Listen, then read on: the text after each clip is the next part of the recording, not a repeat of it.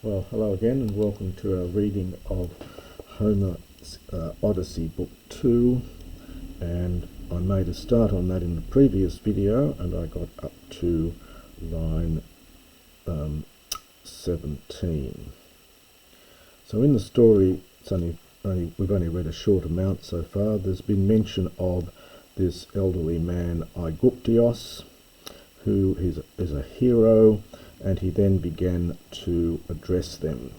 And he was bent down by old age, and, we won't say but, Aide from Oida, he knew 10,000 things. So continuing on from there, Kaiga tu philos huios hum antitheo Odyssey, Ilion es eupolon ebe koiles eni neusin, Antiphos Aigyptios, ton dagrios ektane kuklops, en spe glafuro pulmaton doplisato dorpon. So for his dear son, and I mentioned before, Philos can mean his own son, but I'll translate it as dear. For the dear son of him, that is of Aigyptios, along with godlike Odysseus, Ebe, he went to Ilium. This of course is Troy, and this is the epithet, one of the epithets from Ilium here, not a common one, but it's eupolon.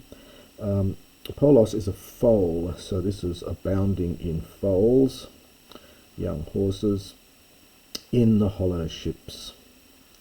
And he was the spearsman, the Aigyptios, first declension masculine noun, the Aigyptios, the spearsman Antiphos. So him did the Agrios Kuklops, him did the wild, ferocious, if you will, Cyclops, Ektane. This is an aorist from ektano, to kill. From katano, to kill. This is an aorist with augment, and you get a vowel gradation. So katano. Normally you get apoktano in late Greek, but in Homer you get just the basic verb. So him did the wild Cyclops kill. En spe, this is a third declension noun, this is a dative. The nominative is speos, cognate with our modern speleology, means a cave. This is just the dative here, and there's a lengthening of the vowel. So, and glaphoros, the hollow, in the hollow cave. So him did the wild Cyclops kill in the hollow cave, and rather gruesome little extra bit at the end. So we have to understand him as the last one. Did he prepare his meal? In other words, the Cyclops, of course, dined on the comrades of Odysseus, and we could translate here him, that is the Antiphos, did the Cyclops prepare as his last meal. So him last of all did he prepare for his dinner. Tres de hoi aloi esan kai homen menesteresin homile. I've got to go to a new line there. So now asan for azan, it's unaugmented, so it'd be an eta in later Greek, but Homer's shortened the vowel here, probably for the sake of meter. So there were three others, that is, three other sons understood. And then we have a men, and we're going to get a de on the next page. So on the one hand, one of them, now homile, this is an imperfect without augment. The verb is homileo, so the form would be homilee, whence the accent is here, and then you get a contraction, but there's no augment. So this is an imperfect. So one of them used to keep company with the suitors, the nesterisin. One of them used to keep company with the suitors, and his name was Eurynomus. And then we get our balancing debt. So duo de ion echon patroia erga. But two of them continually, literally had their ancestral tasks. In other words, two of them were working on the family farm, I think is the sense of it here. So two of them were conducting their ancestral works. So the erga often used in the sense of farm work. Al udi hos tu leithet oduromenos kai akuon. Tu hogedakruk heon agoresato kai mete epe. But not even thus, not even so, despite the fact in this is the sense that he had three other sons, not even so did he forget. This is from lanthanami in the middle, with no augment, and you get a lengthening of the vowel. So lathet from lanthanami. Did he forget to him, that one? So this is Antiphos, the one who was killed by the Cyclops. So not even thus did he forget him, as he was Oduromenos lamenting and Akuon grieving. And shedding a tear, in fact, so he, shedding a tear, in fact, for him, that's for the dead son, I think, he addressed them from Agorazdo in the middle, and he spoke. Well, he spoke among them, probably just he spoke here. Kekluti de non mu, ithakesioi hotiken apo. Keklute is it's a reduplicated form from kluo to here, and it's an imperative, so it's some kind of reduplicated. It's probably not a perfect form at all, but it's a reduplicated, perhaps aorist. So here, then, now, me, mu for mu. This is an aeolic form. So here, now, then, me, O men of Ithaca, hoti ken apo. Hoti with either two taws or one taw, sometimes in Homer is the same as hot ti, two words, as you'd write in later Greek. So it's whatsoever thing. Apo, subjunctive with ken, whatsoever thing I might speak. Utipoth hemetere agore genet uti thookos, ex hu Odysseus dios ebe, koiles eni neusi. Not ever has there been our gathering, so we would say an assembly. So our assembly has never taken place, nor thookos. In later Greek this would be thokos, contracted, but here it's in this Ionic dialect it's thookos. It's the word for originally a seat or a sitting. It's the same word we often use when Parliament is sitting. It's probably close to a boule here, or a council. So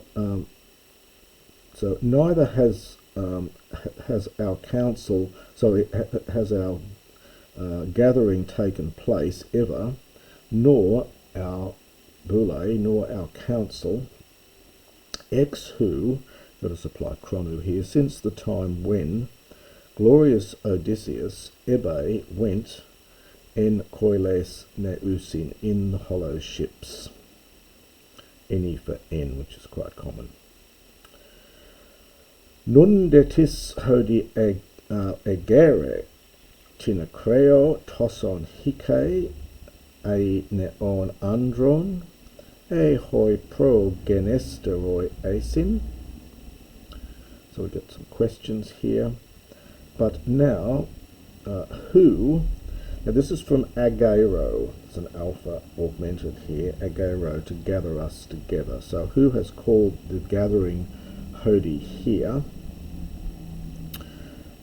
The tinner, we hang on to that. I think that goes with the neonandrone. So it's something like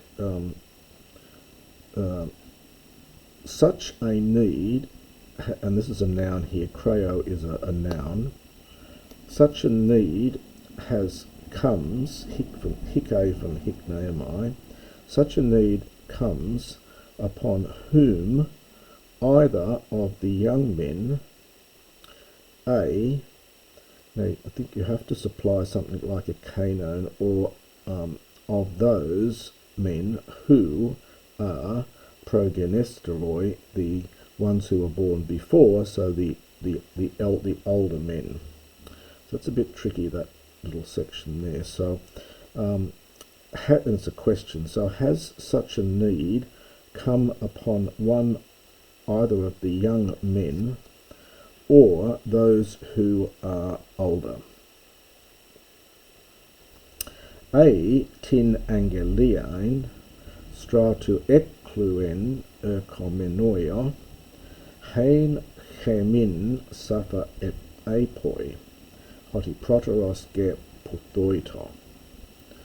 Or did he, and this must presumably is referring to Telemachos, did he hear some angelion, some report of an army coming? Now, what exactly is this referring to? Well, it may be a foreign army coming to attack, but apparently the scholiast on this passage says it refers to the Greek army returning back from Troy. So I'll read the commentaries to debate that one.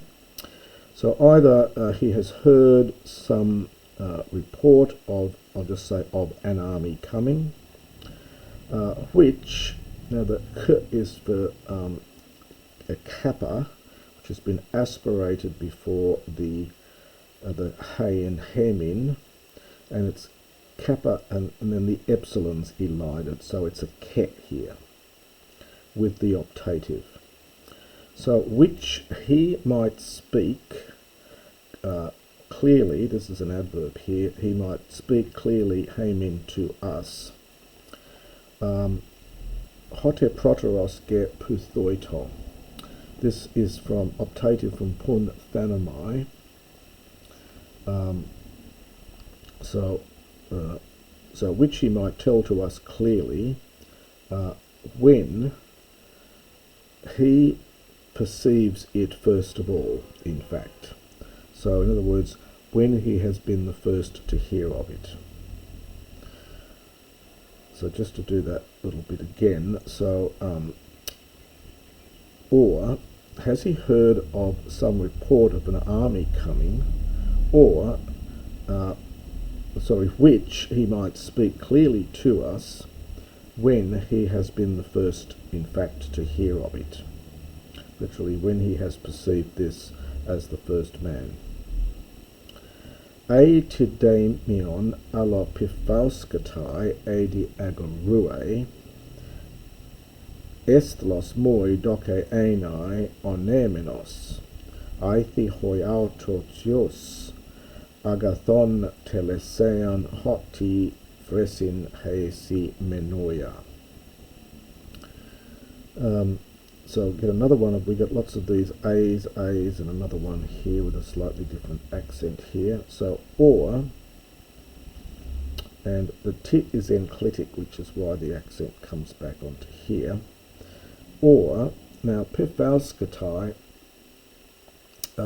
this is it's from pifauskami, and it's a reduplicated present, and it's formed from phino, and the alpha iota has a vowel gradation to our, which often happens with that particular diphthong, and then you get a reduplicated present. So it's a verb cognate with phino, to reveal or make public.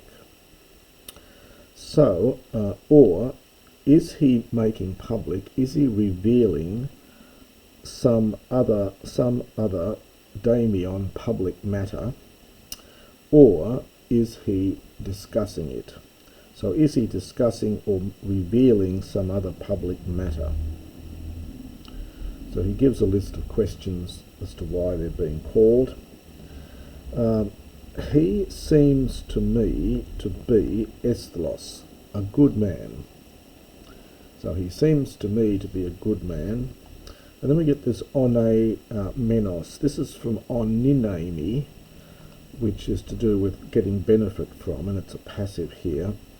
So it's a man who has attained good fortune, I think, is sort of, or lucky or useful. So for he seems to me to be a good man, one who has attained good fortune is a little paraphrase for that one. One having been benefited, presumably by the gods. You could say perhaps lucky, or one who has attained good fortune. Aether plus the optative, would that. So would that Zeus might fulfill a good thing. Now the hoi goes with the auto, to him, to he himself. So would that Zeus might fulfill a good thing for him, whatsoever thing. Menoi a is from the verb menoi ao. It's an alpha contract verb, fairly common in Homer. It means to wish or desire. So whatsoever he desires, and this is the personal adjective here in the dative plural with fresi, in his heart. Homer does use this personal adjective quite commonly, to get used to it there. So whatsoever thing he might desire in his heart. And that is the next section of book